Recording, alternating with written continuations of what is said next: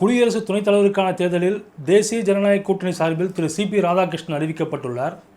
அதேபோன்று இந்திய கூட்டணி சார்பில் முன்னாள் நீதியரசர் திரு சுதர்சன் ரெட்டி அறிவிக்கப்பட்டிருக்கிறார். இந்த இருவரில் தமிழரான திரு சிபி ராதாகிருஷ்ணனை நாங்கள் ஆதரிக்க மாட்டோம் என தமிழ்நாட்டில் ஆட்சி செய்யும் திமுக அறிவித்துவிட்டது. இதற்காக அவர்கள் சொல்லும் காரணம் ஏற்கத்தக்கதுதானா? அவர்களது முந்தைய செயல்பாடுகளை பார்த்தால் அவர்கள் இதுவரை தமிழர்களை ஆதரித்துள்ளார்களா, அவர்கள் தமிழர்கள் விரோதிகளா என்ற கேள்விகளோடு இந்த நிகழ்ச்சிக்குள் சொல்வோம். இது வேல்ஸ் மீடியாவின் பொலிட்டிக்கல் வாட்ச் நிகழ்ச்சி. வணக்கம். இண்டி கூட்டணி வேட்பாளரான திரு சுதர்சன் ரெட்டி ஆதரவு கோரி தமிழக கட்சிகளை சந்திக்க வந்திருந்தார். இதற்கான நிகழ்ச்சியில் திரு மு.க. ஸ்டாலின் பேசியிருந்தார். ரொம்ப சிறப்பாக அந்த எழுதி கொடுத்தவங்க ரொம்ப அருமையாக எழுதி கொடுத்துருக்காங்க. என்ன சொல்கிறாருன்னா, ரொம்ப சுருக்கமாக சொல்கிறேன். தமிழர் என்ற முகமூடி அணிந்து பாஜக ஆதரவு கேட்கிறது. இது ரொம்ப பழைய ட்ரிக். தனி மனிதர்களை விட தத்துவங்கள் தான் அரசியலை வழிநடத்தும். அப்படியே கூஸ் பம்ஸாக இருக்கா? தனி மனிதர்களை விட தத்துவங்கள் தான் அரசியலை வழிநடத்தும். தனி மனிதர்கள் என்பவர்கள் வெறும் பிம்பங்கள் தான். எது மக்கள் நலனுக்கான கருத்தியலோ அதை ஆதரிக்க வேண்டும். நல்லா கவனிச்சிங்க. எது மக்கள் நலனுக்கான கருத்தியலோ அதை ஆதரிக்க வேண்டும். எனவே சுதர்சன் ரெட்டியை ஆதரிப்பது அவசியம்.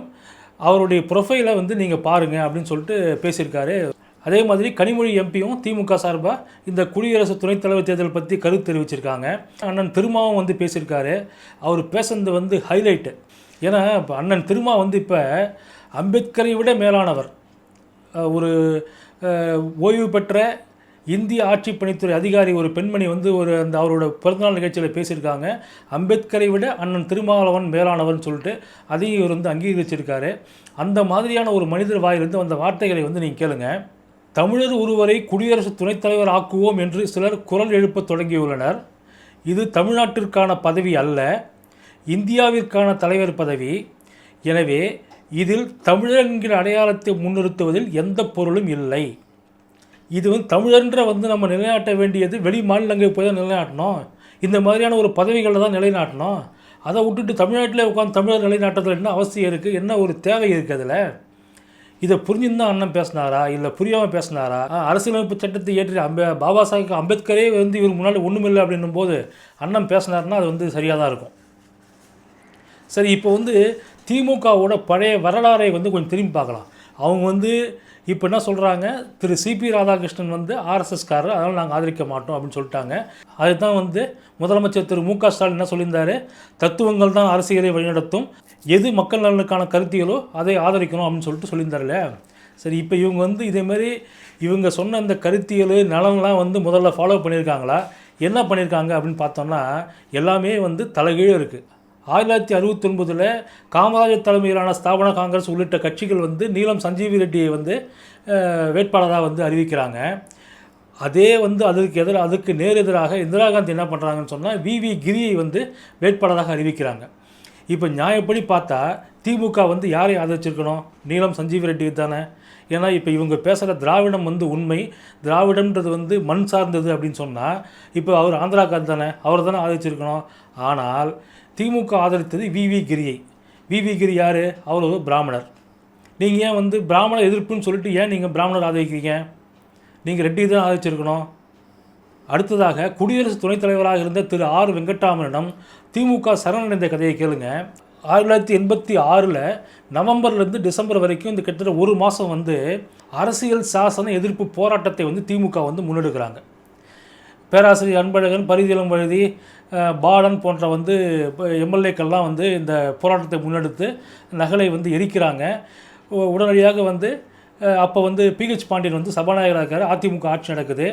அந்த 10 பேரையும் பதவி நீக்கம் செய்து சபாநாயகர் ஒரு தீர்மானத்தை முன்மொழிகிறார். அது சட்டசபையில் ஏற்கப்படுது. அந்த தீர்மானம் நிறைவேற்றப்படுது. அந்த 10 பேர் நீக்கப்பட்டதை எதிர்த்து இவங்க என்ன பண்ணுறாங்க, சுப்ரீம் கோர்ட் போகிறாங்க. சுப்ரீம் கோர்ட்டில் என்ன சொல்லிட்டாங்கன்னு சொன்னால் சபாநாயகர் எடுத்த முடிவு தான் இறுதியானது அப்படின்னு சொல்லிட்டு அவங்களும் சொல்லிட்டாங்க. அந்த நேரத்தில் இங்கே தான் பாயிண்ட்டு. அந்த நேரத்தில் அந்த நகல் எரிப்பு போராட்டத்தில் திரு வைகோபால்சாமி, திரு முரசொலி மாறன் இருவரும் கலந்துட்டுருக்காங்க. ஆர் வெங்கட்ராமன் குடியரசு துணைத் தலைவர், மாநிலங்களவை தலைவர். அப்போ இந்த ஆர் வெங்கட்ராமன் நினைத்திருந்தால் முரசொலி மாறனையும் வைகோபால்சாமியையும் பதவி நீக்கம் செய்திருக்க முடியும். ஆனால் திமுக உடனடியாக இந்த பிரச்சனையை சால்வ் பண்ணணும்னு சொல்லிட்டு போய் சரண்டராகி அவங்க 2 பேர் பதவியும் காப்பாற்றுறாங்க. அவர் வந்து ஆர் வெங்கட்ராமன் யார்? ஒரு பிராமணர். சரியா? இது ஒன்று அப்படியே வச்சுங்க. திருப்பி ஆர் வெங்கட்ராமன் வருவோம். நேருவின் மகளே வருக, நிலையான ஆட்சி தருகன்னு சொல்லிட்டு ஒரு ஸ்லோகன் வந்து ரொம்ப ஃபேமஸான ஸ்லோகன் கருணாநிதி சொன்னது. எமர்ஜென்சிக்கு அப்புறம் வந்து காங்கிரஸ் திமுகவும் கூட்டணி அமைச்சு வெற்றி பெற்றது. அந்த வெற்றிக்கு முக்கிய பங்காற்றியவர் ஆர் வெங்கட்ராமன் என்ற பிராமணர். அது வந்து அப்போ அவங்களுக்கு தேவைப்பட்டது. அப்படியே திருப்பி வந்து ஆர் வெங்கட்ராமனுக்கு வருவோம். இதே ஆர் வெங்கட்ராமன் வந்து குடியரசுத் தலைவர் வேட்பாளராக நிறுத்தப்படுகிறார். அவரை எதிர்த்து கிருஷ்ணய்யர் வந்து போட்டியிடுகிறார். காங்கிரஸ் வந்து ஆர் வெங்கட்ராமன் நிறுத்துது. அதுக்கு எதிர்ப்பாக வந்து கிருஷ்ணய்யர் போட்டியிடுகிறார். கிருஷ்ணய்யர் வந்து கம்யூனிஸ்ட்டு, இவர் வந்து காங்கிரஸு. அப்போ வந்து இவர் யார் ஆதரிச்சிருக்கணும்? திமுக தமிழரான ஆர் வெங்கட்ராமனை தான் ஆதரிச்சிருக்கணும். அப்போ என்ன பண்ணுறாங்க? கிருஷ்ணய்யர் ஆதரிக்கிறாங்க. அதாவது தங்களை காப்பாற்றிக் கொள்ள பிராமணரான தமிழரான ஆர் வெங்கட்ராமன் தேவைப்பட்டார். ஆனால் அவர் குடியரசுத் தலைவராக போட்டியிடும்போது தமிழரான ஆர் வெங்கட்ராமனுக்கு வாக்களிக்காமல் திமுக கிருஷ்ணய்யரை ஆதரிக்கிறது. 2 பேரும் ஐயர் தானே. நீங்கள் ஆர் வெங்கட்ராமன் ஆதரிச்சுக்கலாமே தமிழன்ற முறையில். மாமனிதர் அப்துல் கலாம் 2வது முறையாக குடியரசுத் தலைவராக வெற்றி பெறுவதற்கான ஒரு சூழல் வந்து நிலவுது. அவரும் வந்து விருப்பம் தெரிவிச்சிட்டாரு. பாஜக வந்து ஏற்றுக்கிட்டாங்க, அதிமுக ஏற்றுக்கிட்டாங்க, பல கட்சிகள் ஏற்றுக்கிட்டாங்க. ஆனால் அப்துல் கலாம் மீண்டும் குடியரசுத் தலைவராக வருவதை விரும்பாத திரு கருணாநிதி அப்போ என்ன நம்ம சொன்னார்? கலாம் என்றால் கலகம். இந்த சிறுபான்மை சொந்தங்கள் தான் நீங்கள் மாஞ்சி திமுக ஓட்டு போட்டுருக்கீங்க. நல்லா கேளுங்க. கலாம் என்றால் கலகம்னு சொல்லிட்டு யார் ஆதரிக்கிறாரு? பிரதிபா பாட்டீல் ஆதரிக்கிறார். அப்துல் கலாம் தமிழர், அவரை ஆதரிக்க மறுத்துவிட்டு பிரதிபா பாட்டீலை வந்து திமுக ஆதரித்தது. இந்த இடத்துல ஒரு டேர்னிங் பாயிண்ட் என்னன்னு சொன்னால், பிஜேபி கூட்டணியில் இருந்த சிவசேனா அவங்க என்ன பண்ணுறாங்கன்னா, எங்கள் மண்ணின் மகள் பிரதிபா பாட்டீல் மராத்தியர், அதனால் நாங்கள் வந்து பிஜேபி கூட்டணி இருந்தாலும் பிரதிபா பாட்டீலுக்குத்தான் வாக்களிப்போம் சொல்லிட்டு வாக்களித்தாங்க. அது வந்து கட்சியா? நீங்கள் கட்சியா? அந்த மண்ணுக்கு உண்டான மரியாதையை கொடுப்பது யார்? நீங்கள் கொடுத்துருக்கீங்களா? சிவசேனா கொடுத்தாங்கல்ல. அதே மாதிரி இன்னொரு நிகழ்வு, பழைய நிகழ்வு, நரசிம்மராவ் வந்து பிரதமராக கொண்டு வரப்படுகிறார். அதற்கு வந்து அந்த காங்கிரஸுக்கு நேரெதிரான நிலைப்பாட்டை கொண்ட நேரெதிராக இருந்த என்டிஆர் வந்து நரசிம்மராவை ஆதரிக்கிறார். அதற்கு அவர் சொன்ன விளக்கம் என்ன தெரியுமா? எங்கள் மண்ணின் மைந்தர், எங்களுக்குள்ள 1000 பிரச்சனை இருக்கலாம், காங்கிரஸுக்கு எனக்கும் 1000 பிரச்சனை இருக்கலாம், ஆனால் எங்கள் மண்ணின் மைந்தர் பிரதமராக வருவதை நாங்கள் எதிர்க்க முடியாது, நாங்கள் வரவேற்கிறோம், ஆதரிப்போம் அப்படின்னு சொல்லிட்டு என்டிஆர் சொன்னார். அதுதாங்க பாசம், மொழி பாசம், இனப்பாசம். உங்களுக்கு ஏது தமிழ் இனப்பாசம் உங்களுக்கு இருக்கா? மொழி பாசம் உங்களுக்கு இருக்கா? 2012 காங்கிரஸ் சார்பாக வந்து பிரணாப் முகர்ஜி வந்து களமிறக்கப்படுகிறார் குடியரசுத் தலைவர் வேட்பாளராக. பாஜக, அதிமுக உள்ளிட்ட கட்சிகள் வந்து PA சங்மாவை நிறுத்துகிறார்கள். நீங்கள் ஏன் வந்து பிரணாப் முகர்ஜி ஆதரித்தீர்கள்? அவர் வந்து ஒரு பிராமணர் தானே. இவர் வந்து இப்போ சங்மா வந்து ஒரு பழங்குடி தானே. நீங்கள் ஏன் இப்போ வந்து சங்மாவை ஆதரிக்காமல் பிரணாப் முகர்ஜி ஆதரித்ததன் காரணம் என்ன? அதாவது உங்களுக்கு வந்து இந்த பிராமண எதிர்ப்பு, பார்ப்பனியம், இந்த தமிழர் இதெல்லாம் வந்து எந்த நேரத்துக்கு தேவையோ அந்த முகமூடியை எடுத்து போட்டுக்கொண்டு மக்களை ஏமாற்றுவதற்கு மட்டுமே நீங்கள் பயன்படுத்துகிறீர்கள். தற்போதைய குடியரசுத் தலைவர் திரௌபதி முர்மு அவங்க வந்து பழங்குடியினத்தை சேர்ந்தவங்க. அவர்களை எதிர்த்து யஷ்வந்த் சின்ஹான்னு சொல்கிற ஒரு மேல் சாதிக்காரரை வந்து காங்கிரஸ் சார்பாக நிறுத்துகிறாங்க. அவரை வந்து நீங்கள் ஆதரிக்கிறீங்க. திரௌபதி முர்முவை புறக்கணிக்கிறீர்கள். நீங்கள் எதிர்த்து வாக்களிச்சிங்க சரி. அவர்கள் வெற்றி பெற்று குடியரசுத் தலைவராக வந்து பதவியேற்றுக் கொண்டார்கள். அவர்கள் முதன்முறையாக தமிழகம் வரும்போது, அந்த அம்மையார் முதன்முறையாக தமிழகம் வரும்போது முதலமைச்சர் திரு மு.க. ஸ்டாலின் அவரை வரவேற்பதை, சந்திப்பதை தவிர்த்தார். எதனால் தவிர்த்தார்? அவங்க வந்து பழங்குடியின பெண் அப்படின்றதால் தவிர்த்தீங்களா? இந்த கேள்விக்கு என்ன பதில்? தற்போது குடியரசு துணைத் தலைவர் வேட்பாளராக பாஜகவில் அறிவிக்கப்பட்டுள்ள சிபி ராதாகிருஷ்ணன் வந்து ஆர்எஸ்எஸ்காரன்னு சொல்கிறீங்களே, எங்கள் கோட்பாட்டுக்கு எதிரானவர், சித்தாந்தத்துக்கு எதிரானவர் அப்படின்னு சொல்லிட்டு வரிஞ்சு பேசுகிறீங்களே. இதே சிபி ராதாகிருஷ்ணனை மக்களவைத் தேர்தல் 1999 மக்களவைத் தேர்தலில் கோயம்புத்தூரில் நிற்க வச்சு ஜெயிக்க வச்சது யார்? திமுக தானே, நீங்கள் தானே. அப்போ யாரை நீங்கள் தோக்கடிச்சிங்க? மாமனிதர் நல்லக்கண்ணு அவரை நீங்கள் தோக்கடிச்சிங்க. இன்னைக்கு இடதுசாரி கட்சிகள் வந்து உங்க கூட சேர்ந்து தக்கம் குதிக்கிறாங்க நீ ஆள் சொல்கிறதுக்கெல்லாம். அவரை தோற்கடித்து விட்டு சிபி ராதாகிருஷ்ணனை வெற்றி பெற வைத்த போது அவர் ஆர்எஸ்எஸ்காரர்களாக உங்களுக்கு தெரியவில்லையா? இப்போ தான் ஒரு ஆர்எஸ்எஸ்ஸாக உங்களுக்கு தெரியுதாரா? 1999 முதல் 2004 வரை பாஜக கூட்டணியில் வந்து நீங்கள் இருந்தீங்கள. 3 அமைச்சர் பதவி, முக்கியமான அமைச்சர் பதவி 3 பேர் இருந்தாங்கல்ல. திரு முரசொலி மாறன், திரு டிஆர் பாலு, திரு ஆர் ஆசா 3 பேர் அமைச்சராக இருந்தீங்களே.